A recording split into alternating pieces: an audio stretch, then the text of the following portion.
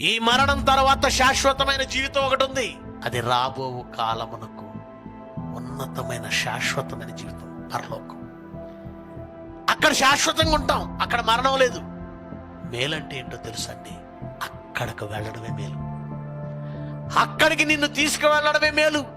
అక్కడికి వెళ్ళాలంటే మనకు చాలా అడ్డం ఉన్నాయండి. ఏంటవి? ఈ భూమి మీద మనకు ఏమి ఉండకూడదు, మనం ఏం చేయకూడదు, అవే చేసేసాం.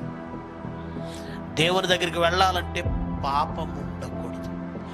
పాపము ఒకవేళ ఉందా, పాపమునకు ఆయన యొద్ద చోట్లేదు. పరిశుద్ధత లేకుండా ఎవడు ప్రభువుని చూడనేరడు.